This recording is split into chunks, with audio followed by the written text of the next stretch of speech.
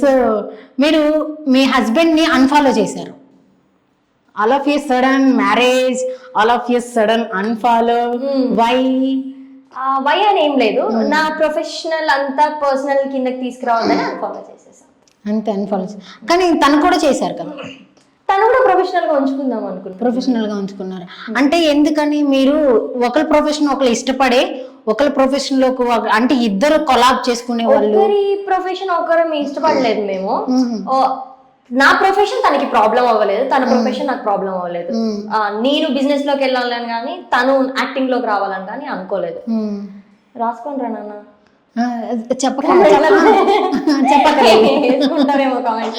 చెప్పక్కర్లేదు అదే పనిలో ఉంటారు.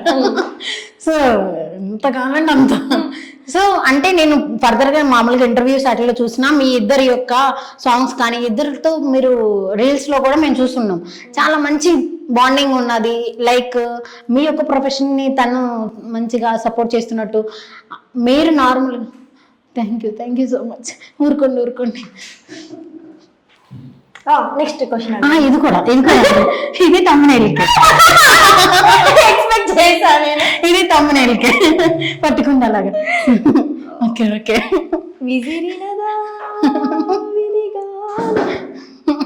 ఓకే అది తమ్మునేలికే. మీ వరకు మీరు ఇస్తున్నారు కదా, యాజ్ ఎ గెస్ట్ మీరు ఇస్తున్నారంటే యాంకర్ గా నేను ఎంత ఇవ్వాలి, అందుకే వచ్చేసా. ఓకే అంటే నార్మల్ గా మిస్టర్ టీ అనేది నాకు నార్మల్ గా తెలియదు. ఓకే నాకు తెలియదు, మీ వల్లే తెలిసింది మాకు. మీ వల్లే తెలిసింది. మీ యొక్క మిమ్మల్ని ఫాలో అవుతున్నప్పుడు కానీ మీరు చేస్తున్న అన్నిటిని కూడా మేము చూస్తూ ఉంటాం కదా.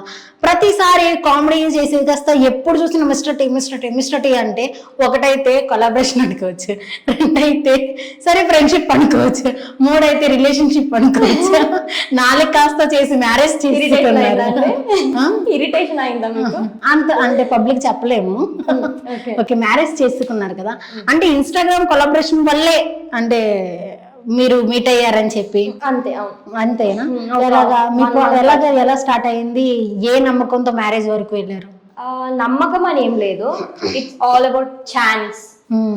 లైఫ్ లో చాలా ఫేస్ చేసి వచ్చిన వాళ్ళకి మనం ఒక ఛాన్స్ ఇవ్వాలి అనేది నా పాలసీ అన్నమాట. నేను మాక్సిమం ఎవరికైనా సరే అలా ఒక ఛాన్స్ ఇచ్చి చూస్తాను. అట్లానే ఐఎమ్ నాట్ క్రూయల్ మెంటాలిటీ. నేను మాక్సిమం ఛాన్స్ ఇచ్చినప్పుడు నేను ఎంత ఒబేగా ఉండాలి, వాళ్ళకి ఎంత తగ్గి ఉండాలి, ఎట్లా ఉండాలి అన్ని తెలుసు. సో ఒక ఛాన్స్ ఇచ్చి చూసాను, దట్స్ ఇట్. సో ఒక ఛాన్స్ ఇచ్చారు, మ్యారేజ్ చేసుకున్నారు. మ్యారీడ్ లైఫ్ ఎలా ఉంది? ఫైన్ అంటే ముందున్న ఫైన్ గుడ్ లాంటిది ఇప్పుడు ఉండదు, ఎప్పుడు ఉండదు. ఎందుకని? మ్యారేజ్ ఎప్పుడండి? ఫిబ్రవరి 29th. విత్ ఇన్ ఓన్లీ మంత్సే అయింది. ఇంకా మాకు పరిచయం కూడా మంత్సే. సో విత్ ఇన్ 3 months లోనే మీరు మంచిగా మాట్లాడుకోవడం, మ్యారేజ్ వరకు వెళ్ళిపోవడం, మీ ఫ్యామిలీస్ కూడా ఒప్పేసుకోవడం. అంటే మీ ఫ్యామిలీస్ ని మీరు కన్విన్స్ చేశారా, లేకపోతే వాళ్ళ కల్చర్ నచ్చి, లేకపోతే అబ్బాయి నచ్చి అలా ఒప్పుకున్నారా? నా కోసం ఒప్పుకున్నారు, మీకోసమే ఒప్పుకున్నారు. అంటే ఒక 1 month 2 months 3 months లో ఒక మనిషిని మనం అర్థం చేసుకోవడానికి మన జీవిత కాలం సరిపోదు. ఎక్కడో ఒక దగ్గర మనకి మిస్అండర్స్టాండింగ్స్ అనేవి వస్తూనే ఉంటాయి. సో అంత షార్ట్ టైమ్ లో ఒక మనిషిని వాళ్ళు అసలు అర్థం చేసుకోలేరు.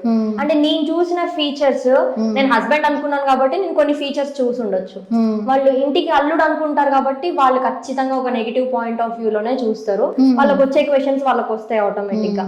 సో నన్ను చూసి at the end of the day family members okay చేస్తారు తప్ప ఆ పర్సన్ అర్థం చేసుకొని చూసి అబ్జర్వేషన్ ఇంత తక్కువ టైంలో అంటే కష్టం. బెటర్ నెగిటివ్ గా చూడడమే బెటర్ అండి.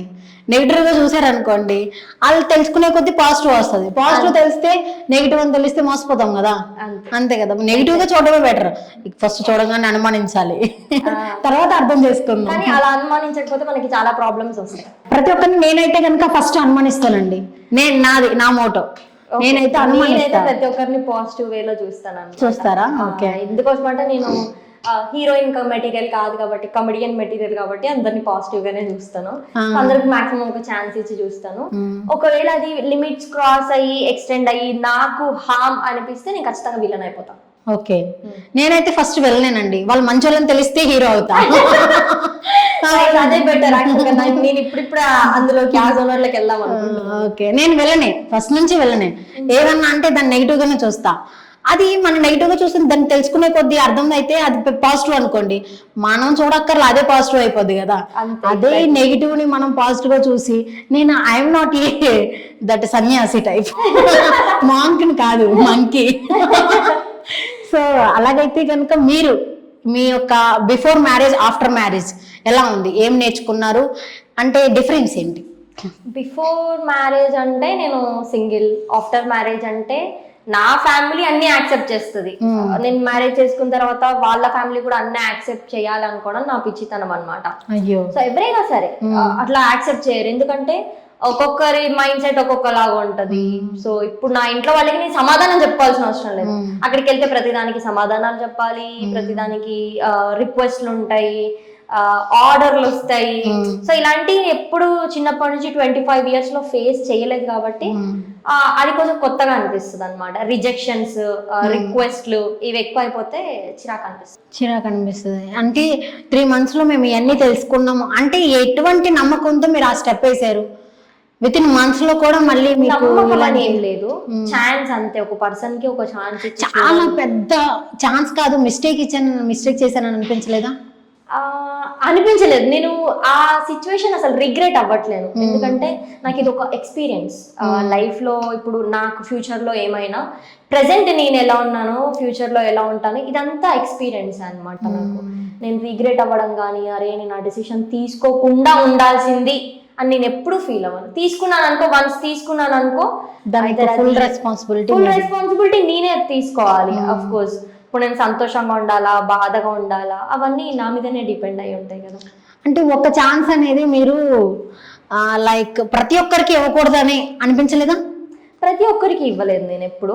అంటే మనకి చుట్టుపక్కల ఉండేది మనకి ఫ్రెండ్స్, ఫ్యామిలీ, రిలేటివ్స్, తర్వాత మన లైఫ్ పార్ట్నర్. సో ఇప్పుడు మన ఇద్దరికి డిస్టర్బెన్స్ వచ్చి ఛాన్స్ ఇవ్వడం వేరు.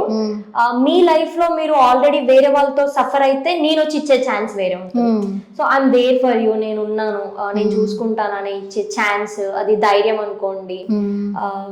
ఇంకా చెప్పాలి అంటే ఎట్లా ఒక విష్, అంటే వాళ్ళ లైఫ్ లో లేని మనం ఫుల్ఫిల్ చేద్దాం అలాంటిది.